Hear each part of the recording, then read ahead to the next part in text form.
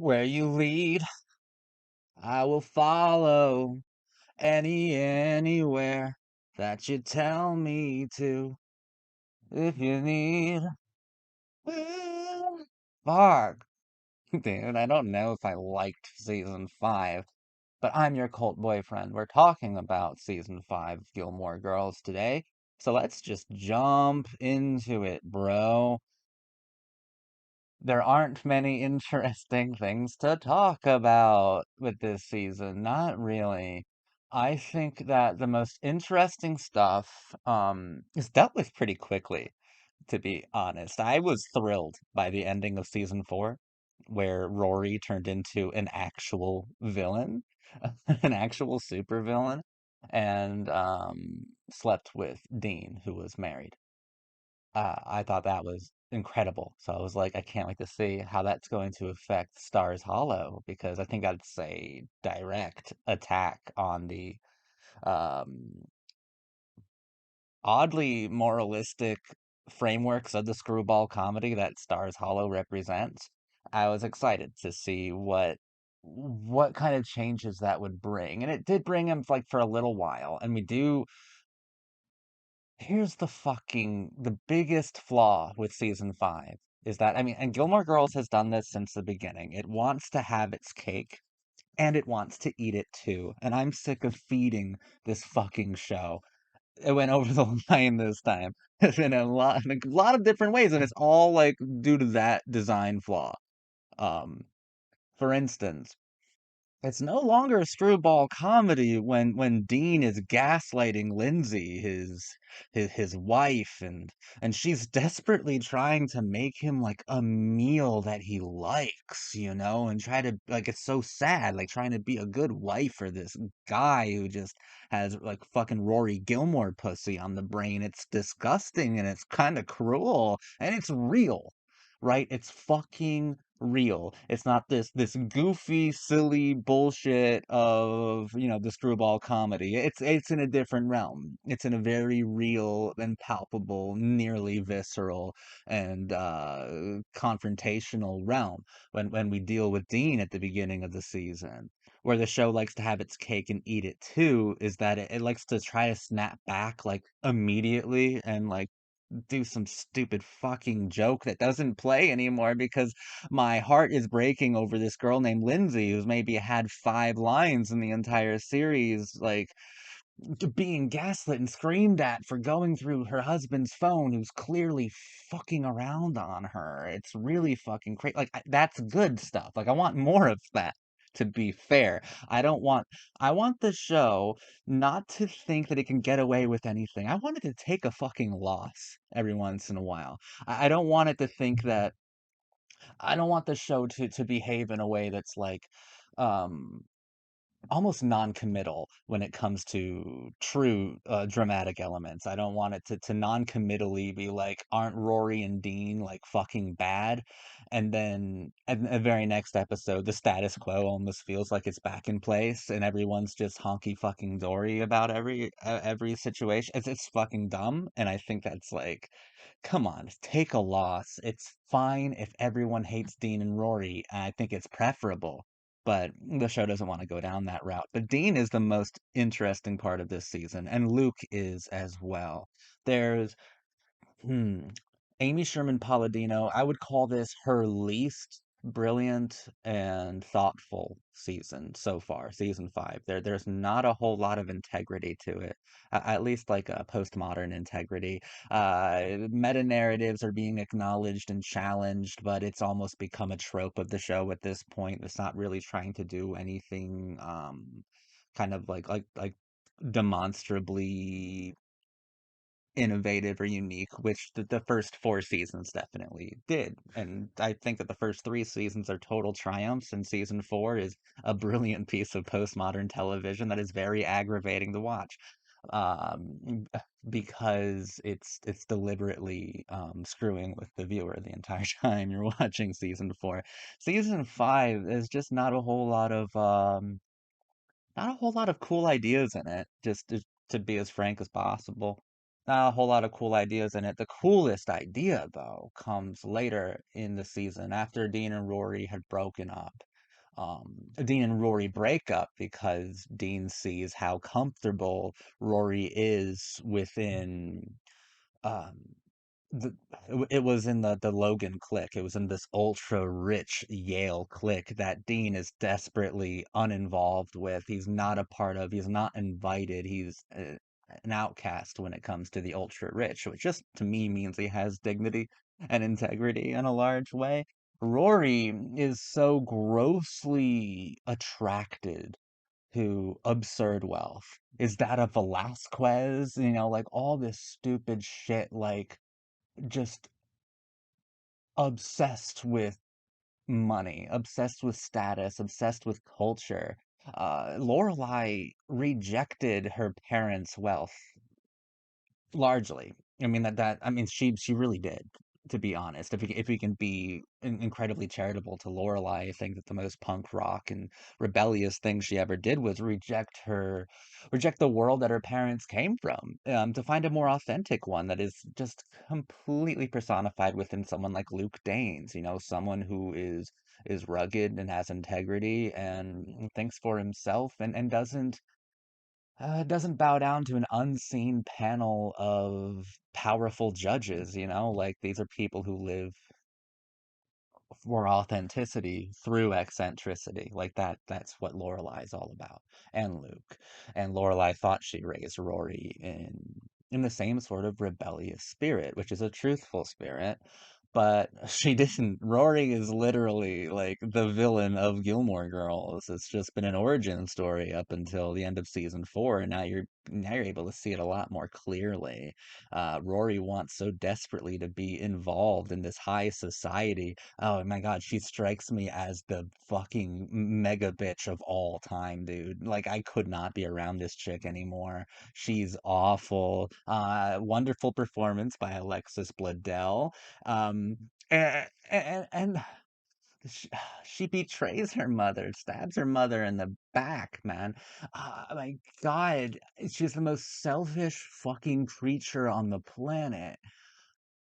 I mean, and I love it. I do love Rory. I do love um how Rory has been villainized in a really nuanced way, in a way that's like I think that five viewers can watch the same character and all come away with different feelings and like ranging the entire spectrum, you know.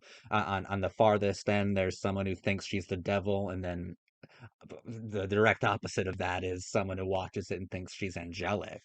I think that both are valid reactions, but I think that the only true takeaway from Rory Gilmore in season 5 is that she's just a spoiled fucking brat with almost no redeeming qualities at all. Oh my God, I kind of hate her. I kind of hate Rory Gilmore. Lorelai also irritates me. She's incredibly selfish too, but Luke makes her so much better. I love the two of them together. That Cliff hanged on Lorelai asking Luke to marry her after she had been betrayed by Rory, like unforgivably so. Like for the sake of wealth and spoiled laziness, like I fucking hate Rory, dude. Like it's so ridiculous. But Dean, after they break up, he returns where Luke is desperately trying to purchase like an old historical house, like right in the center of Stars Hollow. Is trying to purchase it from Taylor, and I forget exactly why Dean's around. I think Dean's just around to help remodel it or make it into like a museum at first, because it's a long game, okay?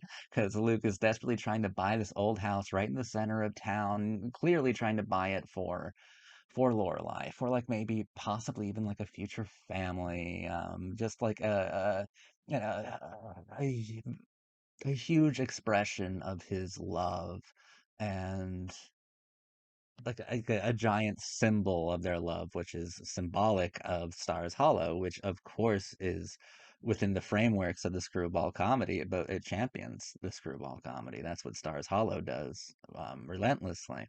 Dean said some pretty amazing stuff to Luke.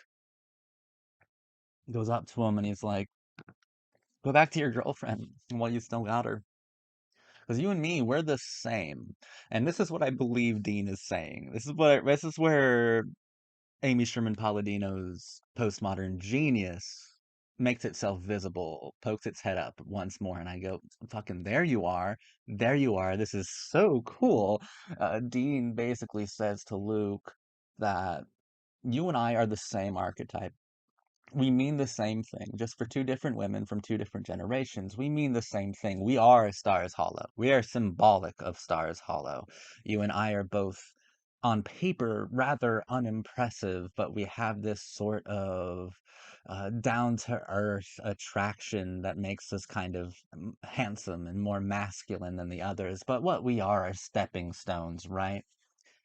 Because Dean didn't want Dean. Hell, she didn't even want Jess. She apparently wanted someone like Logan Huntsberger. She wanted someone extremely wealthy, an incredibly fortunate son.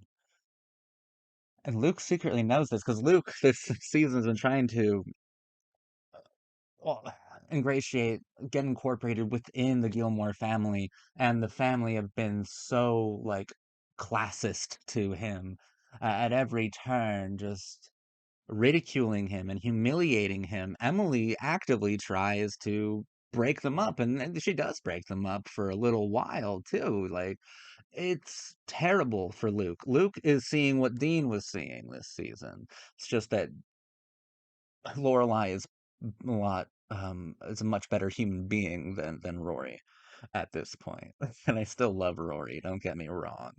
But Luke is seeing all this and he's trying to reject those ideas. He's trying to resist what he sees as the truth of the relationship. And it's that he doesn't belong. It's that he can't do it. It's that he's not good enough. It's that he is a stepping stone. It's that he is Stars Hollow. And these girls don't want Stars Hollow. Or they're destined for something more than Stars Hollow. And Dean and Luke are representative of Stars Hollow. They will never leave Stars Hollow. They represent something that is safe and that is rebellious and that is uncultured. They represent something pure, but I guess ultra modern women don't want that, right? Not really. And if we consider Stars Hollow as the frameworks of the screwball comedy, that's not actually what women want. It's not, I guess, what modern television wants either. T Viewers don't want Stars Hollow, not really. They want to break out of it. They want to go to something more edgy, something more dangerous, maybe even more erotic. They don't want Stars Hollow. They don't want Dean and they don't want Luke. And people will have their hearts broken because that's just the rules of the game. That's all it is. Nothing, well, I would say nothing personal, but everything about it is personal. It's a very cruel kind of game. And when Dean is saying like you and me are the same, we are the same archetype, we are the same symbol, we are Stars Hollow, and we're both fucked. You know, my heart's broken, yours will be. You know it. Luke gives him he's visibly um affected, like tormented by what the kid just said, and that's where that episode ends. And it's such a good moment, and I'm really impressed by Amy Sherman Palladino's writing there. I mean, and that concept is further explored. It's explored through both Dean and Luke this season. It's just that Dean is a lot faster to jump the gun on it, um, because Rory really doesn't give him too many options. He sees how Rory is behaving with Logan and how um, I would say how perfectly she fits into that ultra rich kind of level of youth culture, of youth society. But there's also something that Dean sees that we as the viewers see as well, how desperately Rory wants to fit into that class, into that system. Like she's saying, please stratify me, daddy. Like Rory is I think Dean sees that too. Like they have different goals, different wants, and different beliefs, and Rory's belief system is so tragic that it's just spoiled and selfish and narcissistic to the core. And Dean gets out of that.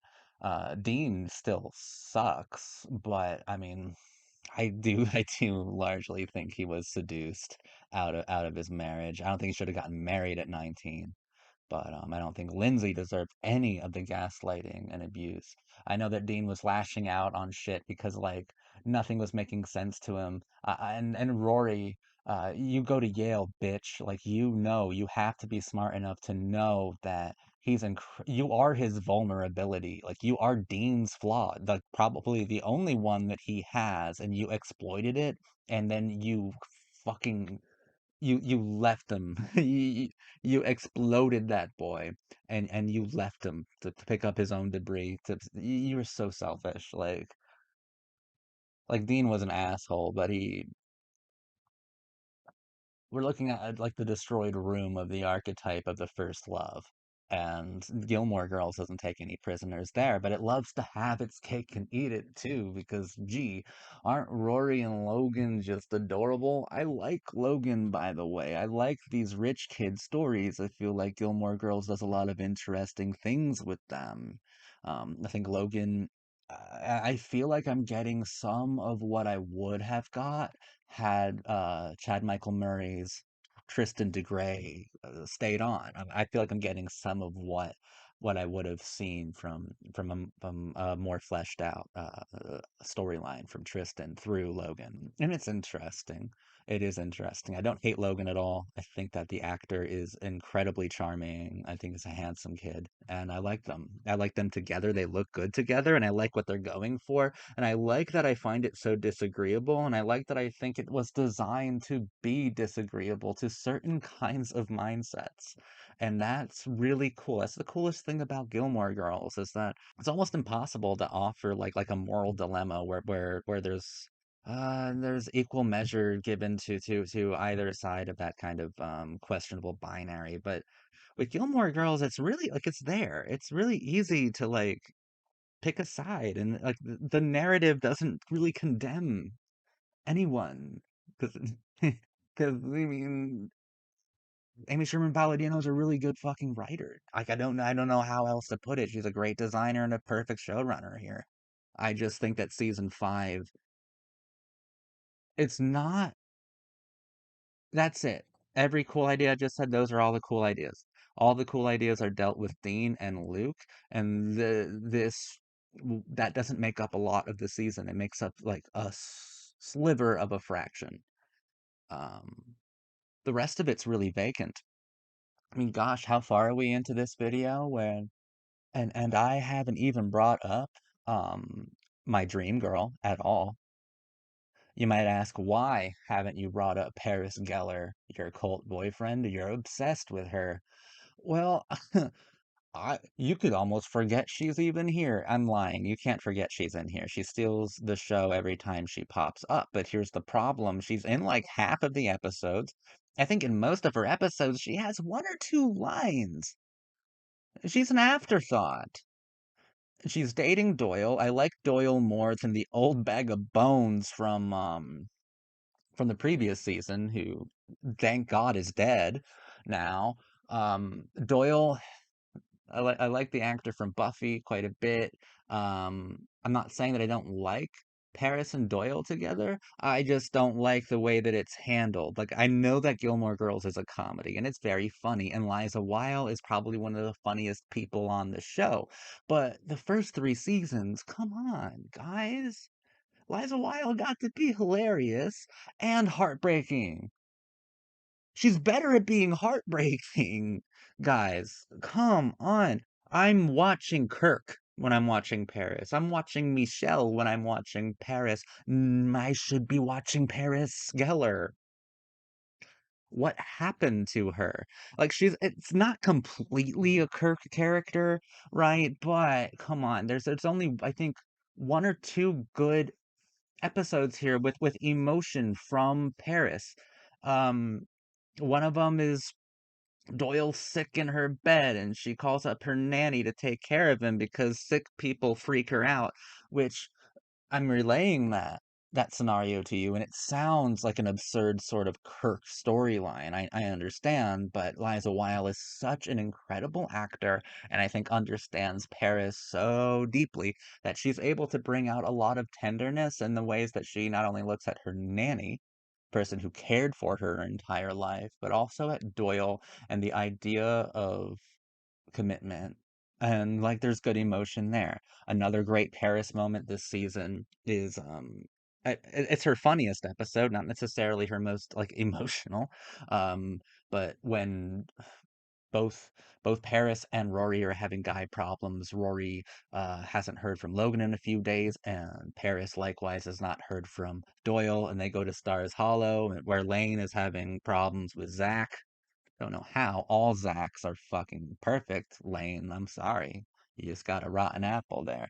But Paris ends up drunk in the middle of the street, screaming for 50 cents to use a payphone so she could call Doyle and like making like raspberry like fuck you. Well, she doesn't say that obviously, but she was like 50 cents. Come on, you want 50? I can't do it. I can't do a Paris Geller impression, you know. I don't want to fly that close to the sun. But she's really funny there. There's nothing to her. And it was the same in season 4. All right? It was the same in season 4. The first 3 seasons of Paris Geller were like so touching and hilarious. Like I get that it's a comedy. I get it. I perfectly understand that, but there was so much interiority. They were doing so many deconstructionist and postmodern things and powerful artistic things, artful things through Paris Geller, through Liza Weil in the first 3 seasons, and now for the last 2, for seasons 4 and 5, she's been fucking Kirk 2.0. Hell, when she goes and stays at Stars Hollow for a few days, and Kirk's actually at the Gilmore residence sleeping on the couch. If you ask me, they offer the same amount of fucking. They're the same function now. It's just absurdly funny. I want. Do you remember when Paris Geller was crying about like what will Jamie do when I tell him I can't go to Yale? Like she is not the same Paris Geller who went to Chilton. All right, Paris Geller was a character who had the capacity to break me down into a million fucking pieces. You know, like I could get really sappy over over Paris Geller in the first 3 seasons because I thought that she wasn't like only hilarious, like she was hilarious, but I thought far more than that, she was surprisingly tender and the most sensitive character on the whole show, semi-secretly. But now it's just a it's the Kirk of Yale. Wonder what she's up to. What silly hijinks is she into now? Listening to Mahler and just, dude, fuck off. Having gross Doyle sex. I don't care. I want good Paris. My God, still my favorite character. Um, the brightest part of every Gilmore Girls episode is still whenever Paris makes an appearance. I think that Liza Weil is like particularly like she's Paris Weil. I'm losing my mind. Liza Weil in season 5 of Gilmore Girls, really fucking hot, guys. Like I don't care. She's really hot in season 5. So so yeah, I mean, I guess on that primal level, fucking loved seeing her, but I just, oh my God, I want, dude, okay, like I got teary-eyed in the first 3 seasons. Now I can't imagine that ever happening. I can't. I don't. Show lost it. Paris has become a caricature of herself. The show is becoming a caricature of itself. It's searching for a former clarity. It's so fucking bizarre. Like, it's not good anymore. There aren't enough good ideas to keep it afloat, and yet I feel like Gilmore Girls is like I think there's an arrogant kind of level to the composition where it doesn't think it has to prove anything to anyone anymore. And I'm like, guys, you got too fucking comfortable. You got too comfortable. Also, there was no Jess this season, and that's very disagreeable to my sensibilities. I like Jess a lot. But Dean, Jared Padalecki, really stepped up his game. Great performance from him this season. He might be I think he is like the MVP of season 5. Honestly, the most interesting elements are done through him and also the most unforgiving ones. Like the show is kind of more unforgiving to Dean without losing its sympathy or its sensitive um kind of design elements. Its sensitive treatment of Dean is still apparent, is still visible and able to be interacted with, but so is the kind of sinister gaslighty qualities of Dean. Those are there too. Like Dean was great this season.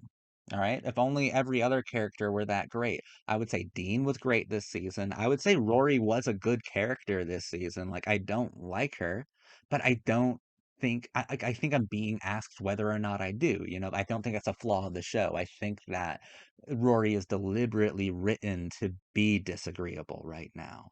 And I thought Alexis Bledel did wonderfully. I thought that Lorelei is mostly boring, but she's more likable in this season than she has been in the previous ones. Luke is always very, very likable. I like Luke no matter what he does. I think he's very good. Scott Patterson is an incredible actor. Sookie, I forgot. I forget what she's so I don't care at all. Lane, don't care as much either. Um, the Zach thing, I don't. Every time you see Zach, though, you're just reminded that Adam Brody is on the OC, and it kind of sucks. What's interesting about the whole homewrecker Rory thing too is that she's hyper protective over relationships in her own life. Like in the start of the season, like when Emily and Richard have problems, she takes that so personally and gets so mad about it and tries to fix them. She's so protective over Luke and Lorelei and threatens Christopher, her father, to stay away or else you're fucking dead to me. Like she is so comfortable destroying Lindsay's life, destroying Dean's life, wrecking their home. She's so comfortable being a home wrecker, but it better not happen to her. And that's crazy. That's good. That's good shit. Yeah, it's an iconic irony that Rory Gilmore has, and I'm down with that. Greg Henry plays Logan's dad. His mom is the problematic hot teacher from the first season of Dawson's Creek too. But Greg Henry in particular is a big Brian De Palma actor. He's a big TV actor, but I know him really well from like Body Double and stuff, the De Palma films. Greg Henry is always great, and he was great as Logan's dad. Emily is still low key my second favorite character. She's fine. Um, I guess it's supposed to be funny that the Gilmore servants are so petrified of losing their jobs that they shake uncontrollably when they're spoken to, but I hate that shit. Okay, it's been like 5 seasons. It started off being really funny, the way that Emily was so cavalier about just abusing and firing her servants, but it's been like what coming up on 100 episodes, right? Has it been 100 episodes? I don't even know. It's been so many hours of watching these ultra rich people just cruelly abuse and fire their servants, their fucking slaves, and they don't even get like they get names, but the whole point is they keep forgetting the names, and you shouldn't even learn the names because they never stick around anyway. These people are dehumanized. They dehumanize people for comedy. They are prop comedy. Prop comedy at its worst is about dehumanizing a servant class, which is what Gilmore Girls does. So I don't know if like Gilmore Girls. No, I don't think so because Lorelai and Luke, I think they embody like wealth doesn't make you an intrinsically good person. Be be truthful to something, stand for something that money can't buy necessarily. Whereas like Emily and Richard and definitely Rory and Logan now, they're all about that elitist lifestyle. And it's written in such a wonderful way that Gilmore Girls doesn't give you like some sort of crazy moral binary with that. You can fall on either side. It's just Yeah, 100 episodes of dehumanizing a wait staff for laughs is like just like how they kept playing up Lane's mother's psychotic abuse of her and control of her for laughs for the longest time. A joke is a really good joke, right? Jokes are great. Jokes are funny fucking things. That's what a joke is. What are you saying, your cult boyfriend? Fucking spit it out. Um, the problem though is that a lot of jokes are funny because they're unexpected and offensive and confrontational. But when you keep that joke ongoing, at about hundreds of hours into that same joke, you're like, okay, this is cruel now.